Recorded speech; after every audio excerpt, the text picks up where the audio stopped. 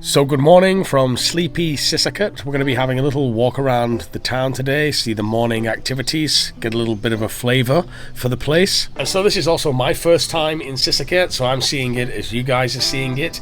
And the topic of discussion for today's walk around is going to be Thailand tourism.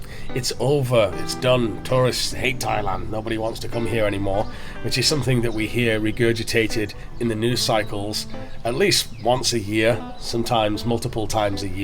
And I don't know about you, but it always seems to me that there's a number of people that really delight in the idea of Thailand tourism being over, and that somehow, they want to see the country suffer and the people suffer for some reason, for various different reasons, which we're going to explore today, I guess. And so I just like to share my opinion along with some kind of factual information in regard to the tourism numbers that I looked up here and was quite surprised to find. And I'll do all that while we have a little walk around Sisaket. As ever, my opinion probably won't be very popular, and it is, alas, my subjective view on reality of living here. I think that Thai towns like this are best viewed in the mornings. That's when the Thais are all setting up. Seems to be when all the action's happening, and the weather's good enough so you're not in the blistering heat walking around. So let's get straight into it and have a look around Sisaket town. You can see here that this bustling market, the vendors are buying their food for today's stall, setting up their stalls and whatnot. Mainly that's what they're doing here, and they'll go off to sell this in different locations across Sisaket. I wanted to start off with a few little numbers in regarding to Thailand tourism. Although there has been some decline, from what I looked up, Thailand welcomed 14.36 million foreign tourists between January and May 2025, which represents just a 2.7% decrease. And I did discover that by June 9th, total arrivals had reached 15.54 million, which are quite strong but below expectations. So for sure, there is definitely some decline. And a reminder, I'm not the news. I'm not trying to report the news. This is not a news story. We're going to get to the meat and potatoes of this vlog in a moment, but I do have to start with some solid ground before I go off on a tangent. One of the reasons for decline is the sharp drop in Chinese tourists, with just 1.83 million arriving by May 2025, which is down roughly 33% from the previous year. And I did read that in contrast, Indian tourism is growing, with over 1 million Indian visitors arriving by mid-June, up significantly year on year. Importantly for the Thailand doomsdayers, the ones that want Thailand tourism to be doomed, despite fewer visitors, tourism revenue from the international travellers reached over 672 billion baht in May 2025, which is higher than the same period in 2024. So even though there was less tourists arriving, the revenue made was actually higher than last year. And so I don't want to flood this vlog with a load of data, but I do have to start off on some solid ground, as I said. I personally don't think that it is the end for Thailand tourism. I think it makes for very good headlines. Having lived here 15 years, I've seen the same headline again and again and again. And every year there's some different excuse of why it may be, mainly blaming Thai people and blaming the country for different reasons, which we're going to go into today.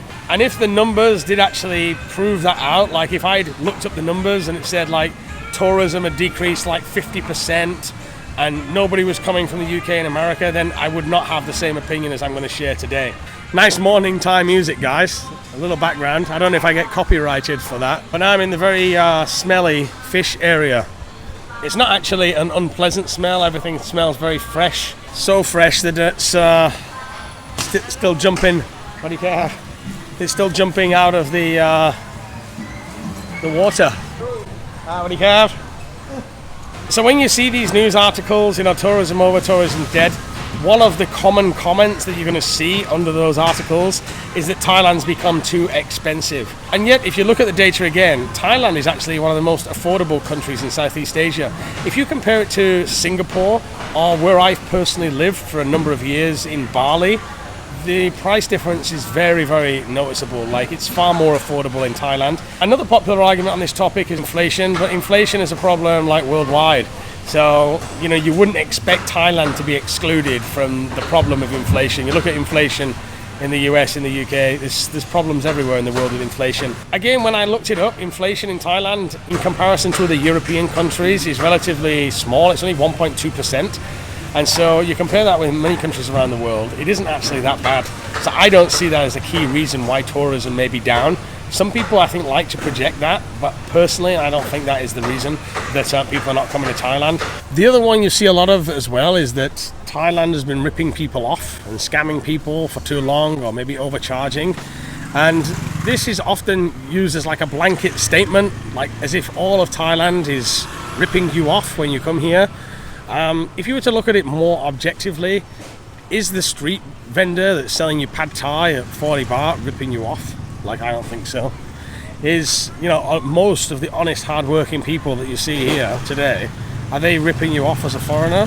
สวัสดีครับครับผมเป็นคุณซิสเกตเหรอครับ Sisaket จ้า ซิสเกตใช่ไหมครับพี่ ท่านเป็นคนฝรั่งบ่ What is your name ไรอันนะครับไรอัน Liam ครับผมโชคดีนะครับ so right, where was I?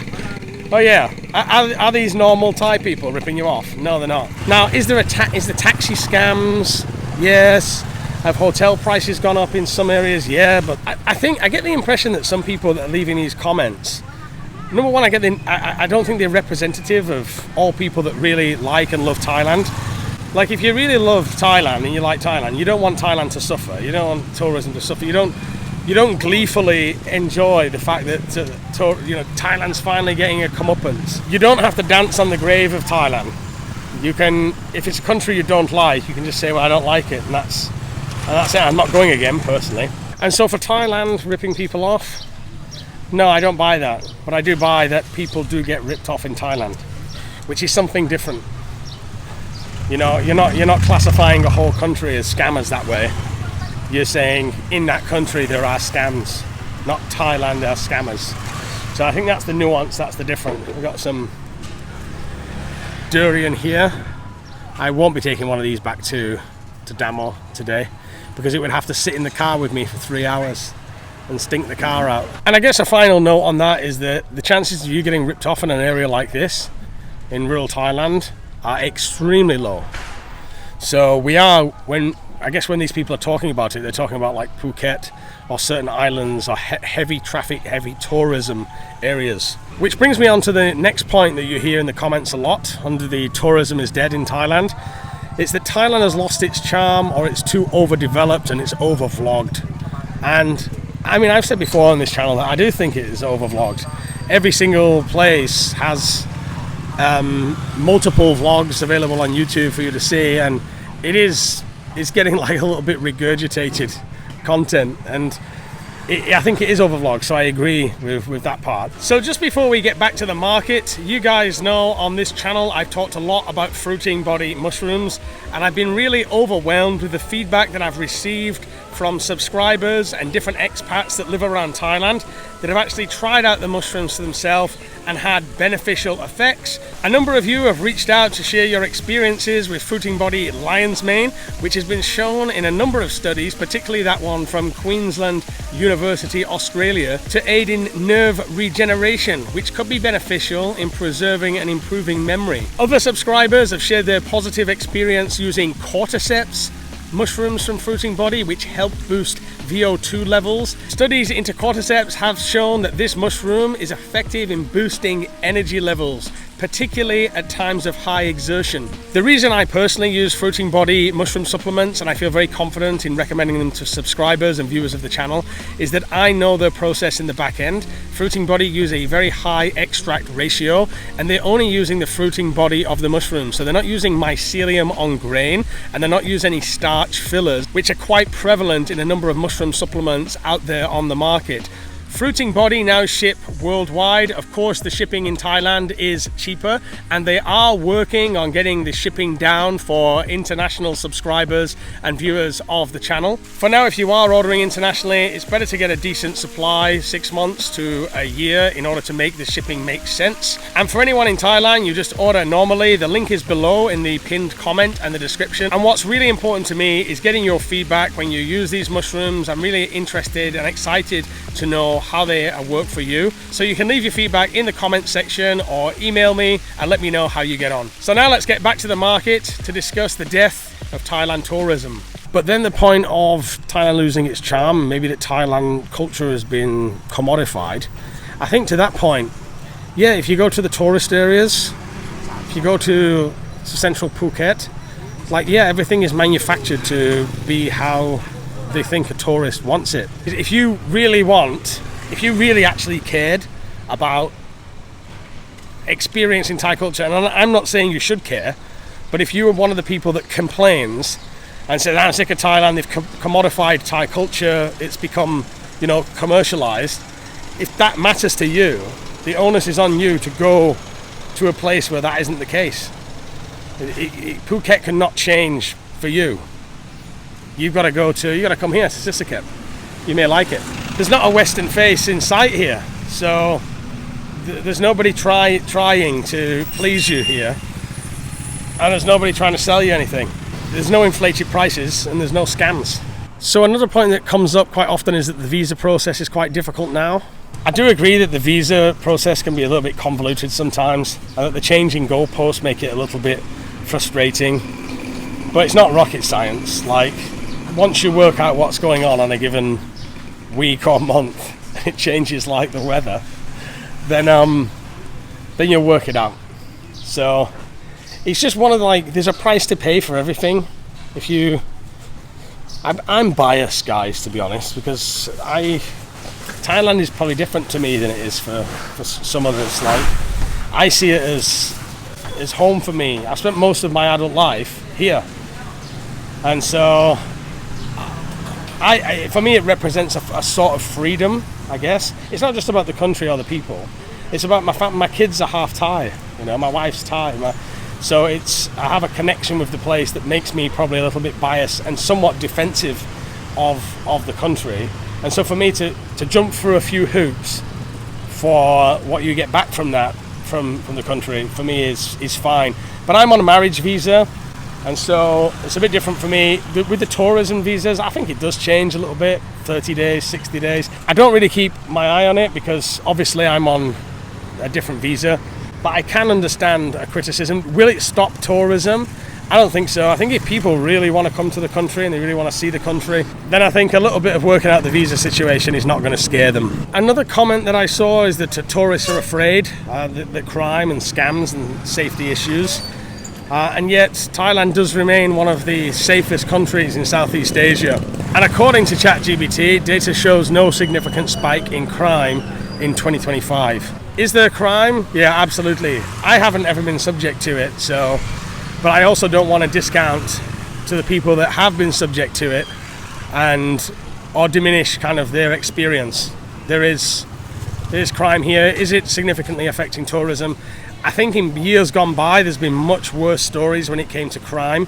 And I think that if it was going to have an effect, it would have had an effect then. This particular year, where we're claiming that tourism is over in Thailand, no, I don't think it is having an effect. Another thing that comes up is air quality. Do I think it makes a deciding decision for tourists coming? No, I don't, because when I lived in Bali, the air quality was terrible too, and tourism was largely unaffected there. I think it does impact on whether people stay or go north or in certain areas at certain times of year. I think there is an impact there, and of course all of these things added together can have some cumulative effect on tourism, of course. Like, they're all valid arguments. I just think that they're overstated. That's my point in this vlog. Some did say that Westerners are actually giving up on Thailand, but again, you look at the data and it says that arrivals from Europe and the US and Australia are actually up in 2025. The real drop was from the Chinese tourists. When I worked in the hotel sector, I used to work for a 5-star hotel industry, and what we found is that the Chinese are not always big spenders anyway. They would often come, they book the hotel room, and they preferred to eat in the room, so they wouldn't spend on F&B. They preferred not to go to the restaurants or the local businesses. Many of our guests, and this is in the high-end hotels that I was in, many of our guests preferred to eat noodles in the room to save money. So they didn't mind to splash out on the expensive hotel, which sometimes they shared as a group. But when it came to, and this is anecdotal experience, I'm not saying this goes for all the Chinese tourists, but they weren't huge spenders when it came to going to restaurants or supporting local businesses. And that isn't a criticism in any way. Like, you do what you want to do. You want to save money for your family. That's what you do. But I assume that that's why the data of a 30% drop in Chinese tourism didn't have as much of an impact of the total revenue that was generated this year from Thailand tourism. But it seems the data is more towards not that Westerners, these people that are commenting on Facebook saying it's over and Thailand's done and we hate Thailand. It's not coming from them not coming. Those arrivals are up. It's coming from the Chinese not coming. Which again, I guess is an argument against those that seem to want to see Thailand suffer. So as I've said before, there's a lot of bad stuff about Thailand. It's not all wonderful here, and I've talked about a lot about it on the channel. I just don't fully understand why somebody would want the country to suffer. Gleefully, that's the word I've been looking for throughout this vlog. Like gleefully, like, yeah, Thailand tourism is over. I can't wait for the country to be destroyed. Without taking the time to really look at the statistics and look at the real reasons why there may be some small decline. They're almost egging on the idea that it's over. And I think it must come from being jaded at some point by the country, you know, wishing the worst for the country in some way, seeing the country is getting its comeuppance. You know, now it's time to, the chickens have come home to roost. Thailand's getting what it deserves. But what does it deserve? All I see is a lot of hard-working people at street stalls, most of the time smiling at you, making you feel welcome in their country. They don't necessarily want you to stay, I'll give you that. Like, many Thais I know, they don't want Westerners to come and live here. They want the country to be their country. They're very nationalistic. But as you're a guest here, will they smile at you? Will they be kind and welcoming to you? Yeah, in most areas, outside of the tourist areas where they have to deal with like arseholes all the time. You think about how many arseholes there are in these tourist areas. So before they met you, they met 100 different arseholes that were rude to them, that were impolite to them, and that rubs off on them. And then you're getting the remainder of that. Because it is the same, not just in Thailand, in many tourist areas. And I've worked in the hotel sector, so I'm speaking from experience. I'm speaking from having met a large number of complaining like customers, or kind of entitled customers, and how that kind of impacts you psychologically in your day-to-day. Here in the rural areas, you're not going to get that. I have seen it published as well that Thailand is trying to attract a higher spender and a higher spending customer, which I guess would correlate with figures of having a lower number of tourists but a higher spend. I think I've presented as coherent argument as I possibly can, walking around a busy, bustling market and having like many distractions. As I mentioned, if the data had showed something different, I wouldn't have said what I've said today. I would have kind of looked at it and be like, wow, certain elements of this are having like a serious effect. I think this is like a lot of hyperbole and headlines, and then loads of people like jumping on it and giving their particular reason why they think that Thailand is suffering and how somehow they think that it's deserved, or it's about time that it happened, you know. For me personally, the death of Thailand tourism probably wouldn't have much effect at all. Like, I wouldn't notice it in my day-to-day life. I think the main people that would be affected is your honest, hard-working people that run the restaurants and food stalls. And of course there are capitalists. Of course there are like inflated prices from some companies. Without naming names, I've worked in some where the prices just go up every year, but you know, that is an exploitative practice of commercial enterprise. I don't think that represents the normal day-to-day people of Thailand. As ever, there's stuff that I've missed on this vlog, there's stuff that I haven't covered, there's stuff that I maybe have overlooked and nuanced that I haven't considered. So please leave that in the comments for me, and you know, share your opinion. Again, I'm not saying I'm right about everything, I'm just sharing like the way I view the world. I can't speak on this channel for everybody. Like, I have my own set of opinions and the way I look at the world, and so I present mine, and of course there's going to be argument against that and for it, and yeah, leave it in the comments. So thanks for joining on today's vlog. I hope my microphone has been good in this busy area. I'm not sure, I've never used it in this kind of atmosphere before, so let's hope it's done the job and reduced the background noise. And as ever, do remember, I'm just a dude in a hat. This is not the National Geographic channel. You haven't tuned into the BBC. So for anyone thinking about buying a car in Thailand as well, I know a few people have been following the story of my Toyota here. I brought it in now. It's been 1,000 kilometers, and so at 1,000 kilometers when I need the first check done. So they're going to look it over. Apparently going to take about half an hour, and there's a waiting room here. Sit and have a coffee, and obviously it's quite busy actually. This is in, usually I would take it to Buriram, but since it's just hit 1,000 and I was coming through and the Toyota garage was here, I brought it to Sisaket, and you can take it to any Toyota garage and they take a look at it. Because it's a new car as well, there's no charge. It's all included under the servicing for the next 5 years and warranty. So hopefully no issues. I don't see why there would be. I've had no issues at all driving it. Obviously I've done 1,000 kilometers in it now without any problems, and I don't know why you would have problems with a new car. One of the benefits of buying new, and I don't want to speak too soon, they haven't serviced it yet, but this is just an update for those that are following along with this Toyota purchase. It's all pretty streamlined and organized, I can say that. This over here is the air-conditioned waiting room, so it'll have some like Thai TV on or something like that. I've got to say, guys, actually it's been an absolute pleasure to drive the car these distances today, obviously to Sisaket. I'm driving back to Buriram today, but it's been super comfortable. With the Mazda that I was in before, there was always a problem. There was always something wrong with the tyre, something wrong with the aircon. You just couldn't rely on it, I couldn't depend on it. And even the Isuzu, every time I've had like a second-hand car, I've not felt massively confident in doing long journeys.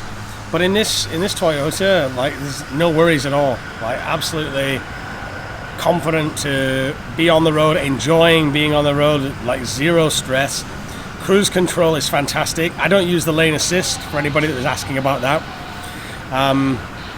A few people on my previous vlog about this asked about the features that I use on it. I don't use that lane assist, and your assist it's called. It brings you back into the lane. But the cruise control, I find myself using the cruise control nearly all the time. When I'm on a long stretch, that cruise control very comfortable. And I actually enjoy being on the road in it. So my next stop, I'll be going to like nearly every province around here, and then I'll be going even further. I'll be making a trip up north, I'll be going down south as well. So it's just a pleasure to road trip in a car like this, and no regrets at all. Going new, there was some critique on the channel. People said, "Oh, you shouldn't buy a new car. It's a waste of money. You lose money when you drive it, off the lots, so to speak." And while that's true, the amount is negligible in comparison to like the benefits and what I see is like the security of having a car that nobody else has had before in Thailand, and there could have been no funny business with it before. And that's coming from somebody that's owned a number of second-hand cars in Thailand. Not everybody will agree with me, that's fine. But for me, that peace of mind, like, I've only been the only owner, I know how I drive it, I know how I take care of it, and there's no secret like problems that have been sold on to me. So that peace of mind is worth a few 100,000 baht. And the other thing that came back, the critique, is like, why would you buy a new car? Like, it depreciates, it's not a good investment. Well, I don't see a car as really an investment. It's not like buying Bitcoin or buying some property that you hope to sell later on. I see the car more as an item that you're going to use, like you're going to get the quality of life from. So of course it's going to lose money. Any car you buy is probably going to lose money. So it's not for me an investment. It's more just about quality of life. Where I am, a pickup is the best choice. So absolutely no regrets. There's nothing I would change about it. And but again, each their own. Everyone's got their own opinion on it. I noticed in that vlog there was a lot of contention. You should do this and you should go for this. But anyway, that's the update. I get my 1,000 kilometer check here, get the job done, and then I'm heading back to Buriram. I've got a couple of presents for the kids, and it's been a nice trip here to Sisaket. Thanks for coming along on the journey.